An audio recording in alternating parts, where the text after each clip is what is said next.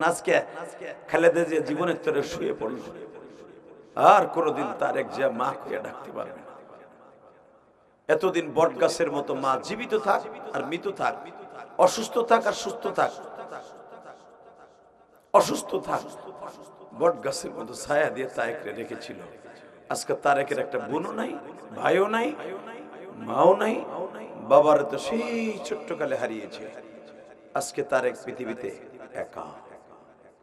ঠিক না বেঠিক? জোরে কর, আরো জোরে। বাবা একা একা আজকে খালেদা যে কবরে ঘুমায় থাকবে, তাকে কবরস্থ করা হয়ে গেছে, মাদফুন করা হয়ে গেছে। জানি না তার কবরের সওয়াল জব কি হচ্ছে। তবে এতগুলা মানুষের জানাজা, আর বাংলাদেশের অলিকুল শিরোমণি, আপনারা চিনেন না আব্দুল মালিক সাহেবকে? এমন একজনে তার জানাজা পড়েছে বাংলাদেশে। বাংলাদেশে শুধু নয়, এশিয়া মহাদেশের মধ্যে সবচাইতে বড় আলেমদের 5 জনের ভিতরে একজন।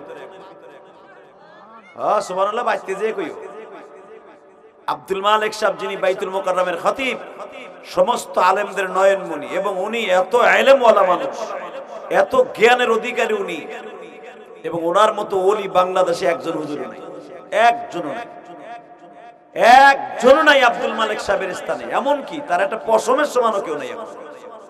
সেই লোকটা আজকে তার জানাজা পড়েছে। সুবহানাল্লাহ বিহামদিহি। কপাল কি ফাটা কেষ্টর, কপালটা কি দেখছেন? সুবহানাল্লাহ বিহামদিহি।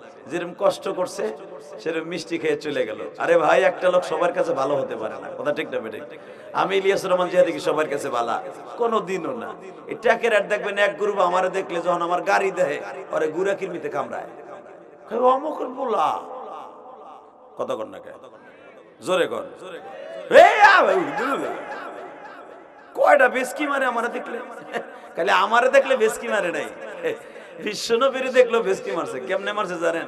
হুজুর একটা চাচা ছিল, খুব জারুগা চাচা, কঠিন জারুগা। এটা এমন অবৈধ, এমন শয়তান ছিল, খালি নবীর দেখলে এসে চুল ধরে টান দিত, কান ধরে টান দিত, চাদর ধরে টান দিত। তার বিরুদ্ধে আল্লাহ কোরআনের আয়াত নাযিল করলো। আমার সাথে পড়েন, তাব্বাত ইয়াদা আবি লাহাবি ওয়া তাব।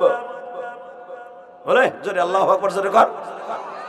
তাব্বাত ইয়াদা আবি লাহাবি ওয়া তাব মা আগনা আনহু মালুহু ওয়া মা কাসাব। শুনছেন আল্লাহ কোরআনে কি কয়? নবীর সবচেয়ে বড় দুষ্ট চাচা, খবিশ চাচা, সবচেয়ে বড় বদমাইশ চাচা, তাব্বাত ইয়াদা আবি লাহাবি ওয়া তাব।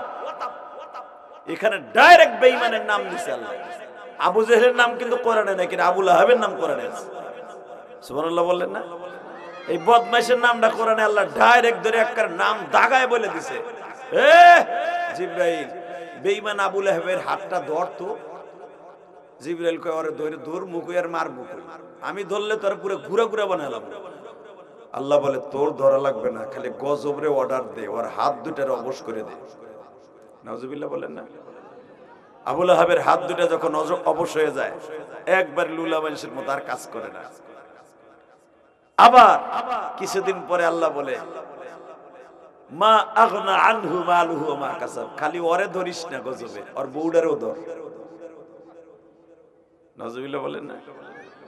বেচারারে ধরছে, ধরছে, এর বউডে কি আকাম করছে দেখেন, আর বউডে কি করছে শুনলে এখন চোখের মধ্যে পানি আসবে। আবু লাহাব আমার নবীরে ধইরা চুল ধরে এমন আছাড় মারছে, নবীর কপালটা ফাইটে গেছে, রক্তগুলো ঝর্ণার মতো ঝরতাছে। নবী আমার খালি চাচারে কইলেন, চাচা আপনার জায়গায় যদি অন্য কেউ হইতো, চাচা আমি মুহাম্মাদের গায়ে শক্তি কম নাই, আমি যদি এই হাতটা খালি এক আঙ্গুল দিয়ে একটা গুতা দিতাম, চাচা আপনি 40টা পোল্টি খাইতেন। লিল্লাহি তাকবীর। এখন চোখের পানি দেখতেছে। আমার নবীর কথা শুনে যদি কেউ কান দেন, আমি কসম করে বললাম আপনার জীবনে গুনাহ থাকবে না, আপনার জন্য জান্নাত অপেক্ষা করতেছে, জান্নাত অপেক্ষা করতেছে। লিল্লাহি তাকবীর, লিল্লাহি তাকবীর।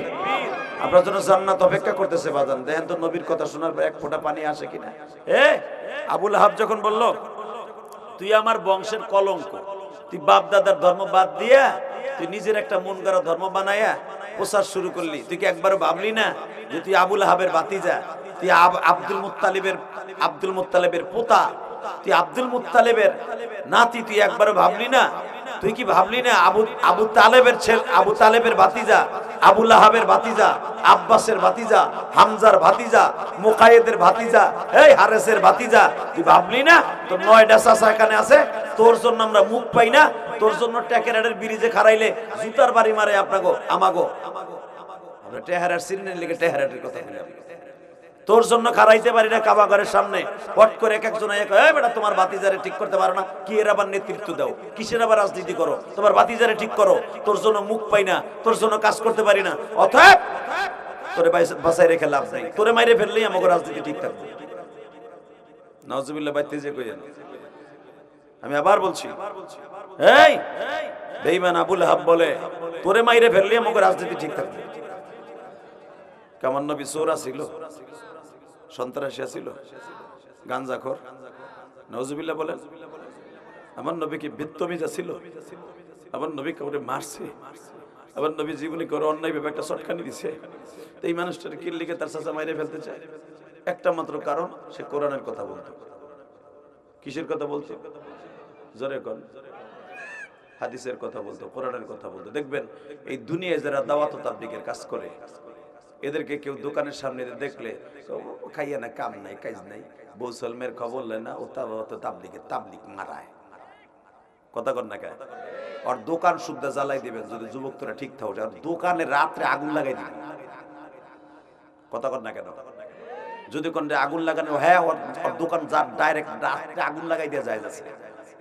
যে ইসলাম, দাওয়াত ও তাবলীগ, কালেমা, কোরআনকে যারা ইন্ডিকেট করে কথা বলবে, কিনায়াতান হেকারাতের নজরে কথা বলবে, রাসূল বলছেন ওর বাড়ি ঘর জ্বালাই দে, আর শিক্ষা দিয়ে দে যে ইসলামের জন্য আজকে বাইসে আসোস, যেই মুসলমানদের জন্য আল্লাহ তোর আজকে রেজেক দিছে, যেই মুসলমানদের জন্য আল্লাহ আজকে তোর খাবারের ব্যবস্থা করছে, এই কোন ইহুদি নাসারার জন্য আল্লাহ দুনিয়া রাখে নাই। আল্লাহ পাক এই দুনিয়া রাখছে একমাত্র মুসলমানের জন্য। আল্লাহু আকবার জোরে বলো তো। এই দুনিয়া কার জন্য রাখছে? হ্যাঁ, কোন ইহুদি নাসারার জন্য আল্লাহ দুনিয়া রাখে নাই, মুসলমানের বলা। ভালো করে মাসলাটা বুঝেন।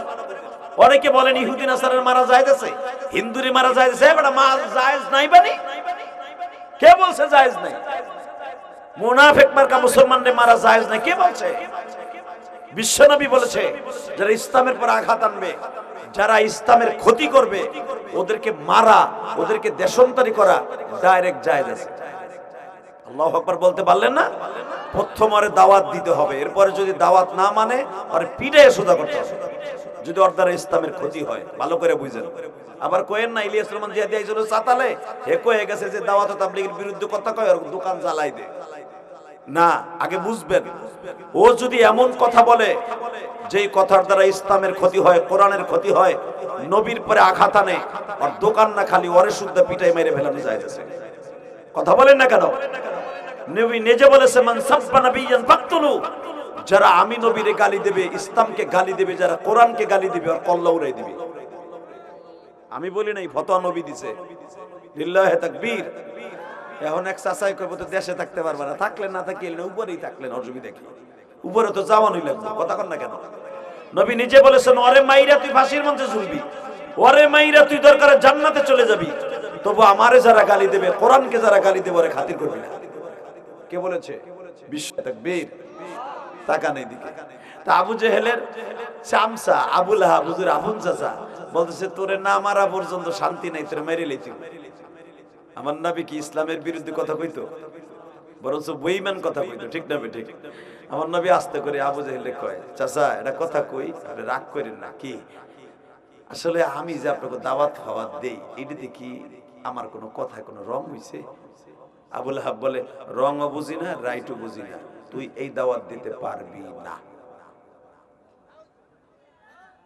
আল্লাহ নাউজুবিল্লাহ যারা আসতে কইছে গো বাড়ি ঘর তুমি চিনো।